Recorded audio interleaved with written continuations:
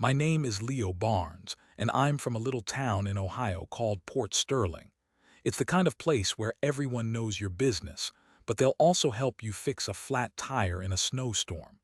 At 28 years old, I was leading a road crew for a grocery store chain. We were the demolition and rebuild guys. The company would pick a store to modernize, and our team would get sent out for weeks at a time, living out of cheap hotels, working 12-hour shifts tearing down shelves and putting up new ones.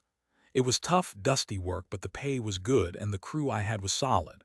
There were 8 of us in total, a band of brothers from different parts of the state, all just trying to make a living. Being on the road so much, you get into a routine. Work, eat, sleep, repeat. The highlight of our day, the one thing we all looked forward to, was that one good meal after a long shift.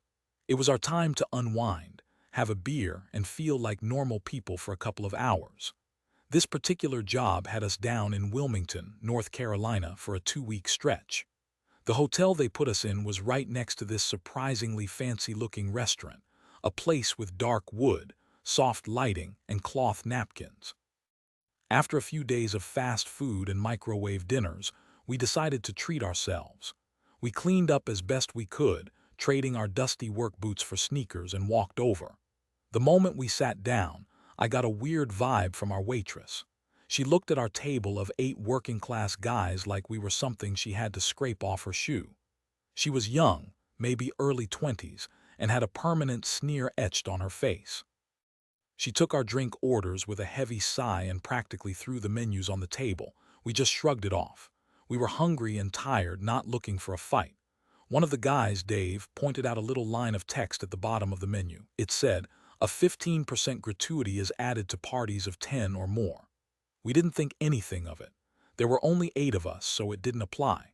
Besides, we had a pretty sweet deal with our company. We had a per diem of $100 a day for food and expenses.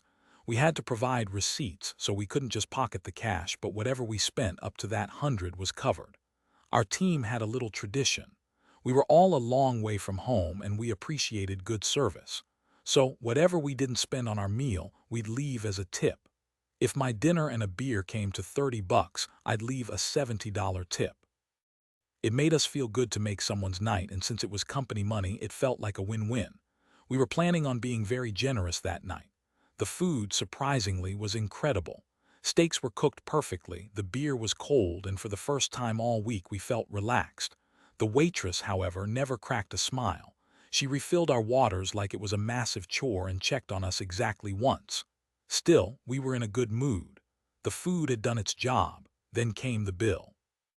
She walked over, didn't say a word, and just dropped 8 separate check presenters on the table with a loud clatter before walking away. We started sorting through them, figuring out whose was whose, when my buddy Kevin let out a low whistle. "You guys gotta see this," he said. I opened my check. My meal was $26. On the tip line, in neat, deliberate handwriting, was $3.90. She had added her own 15% tip. I looked around the table. Everyone had the same thing. She had pre-tipped herself on every single one of our bills. To add insult to injury, she had taken a highlighter and drawn a bright yellow line over the suggested tip amounts at the bottom of the receipt, as if to remind us of her generosity. The good mood at the table evaporated instantly. "What is this?" Dave asked, his voice tight with anger. "We don't even have 10 people." We decided to give her a chance to fix it. It could have been an honest mistake, even though it felt intentional. We flagged her down as she breezed past our table. I held up my receipt and asked, as politely as I could, "Excuse me, I think there might be a mistake on our bills. It looks like gratuity was added automatically." She didn't even look at the receipt. She just crossed her arms and pointed a thumb toward the front of the restaurant. "Menu says we add gratuity for large parties," she said, her voice dripping with boredom. "Right," I said, trying to keep my cool. "But it says for parties of 10 or more. There are only 8 of us." She rolled her eyes so hard I thought they might get stuck. "Oh well," she sighed, her tone making it clear she couldn't care less. "Just sign the receipt." And with that, she turned and walked away. That was it. That was the moment it went from a simple mistake to a deliberate act of disrespect. She hadn't just tried to force a tip, she had insulted us, treated us like we were too dumb to count or too cheap to notice. The guys at the table were fuming. All our plans of leaving massive, life-changing tips went right out the window. We felt cheated and angry.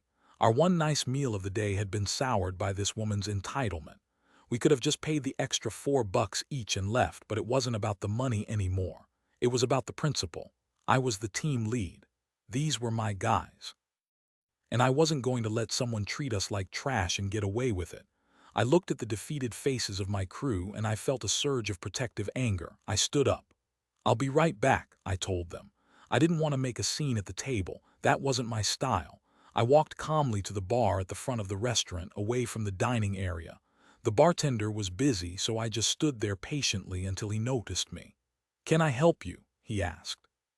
"I'd like to speak to a manager, please," I said, keeping my voice even. A minute later, a man in a crisp suit came out from an office in the back. He looked professional, serious. "Is there a problem, sir?" he asked. I took a deep breath and explained everything. I didn't yell, I didn't accuse. I just laid out the facts. The 8 of us, the policy for 10, the pre-written tips on our separate checks, and most importantly, his employee's incredibly rude and dismissive attitude when we tried to ask her about it. The manager's face grew tighter with every word I spoke. He looked genuinely horrified. "I am so sorry, sir," he said. "Please wait right here. I will handle this immediately." He walked back toward the kitchen, and I saw him pull our waitress aside. I couldn't hear what they were saying, but I could see her face. She was arguing, waving her hands, shaking her head. The manager remained perfectly still, his expression like stone. The conversation ended.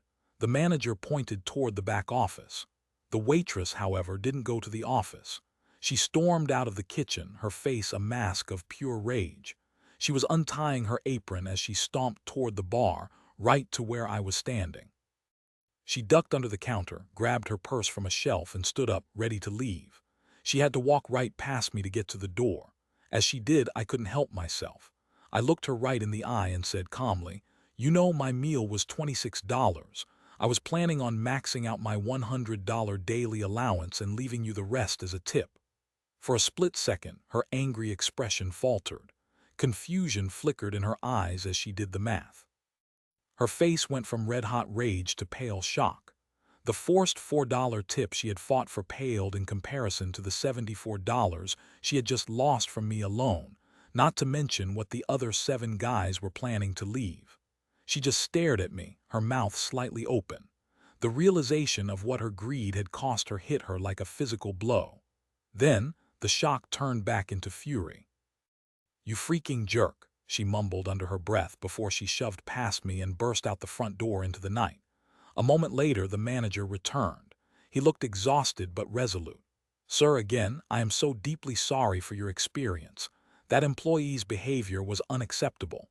She will not be an issue for any other customers again." He then insisted on refunding our entire group's meal, including all our drinks. We tried to refuse, but he wouldn't hear of it. He wanted to make it right. We left that night feeling a strange mix of satisfaction and disbelief. We went back to that restaurant every single night for the next 2 weeks. The manager always greeted us personally, and the rest of the staff treated us like royalty. They all knew the story. We got the best service I've ever had in my life, and we made good on our promise. Every night, we left gigantic tips for the waiters and waitresses who took care of us, making sure they knew how much we appreciated their hard work. We turned one person's greed into a windfall for everyone else, and it felt like the best kind of revenge.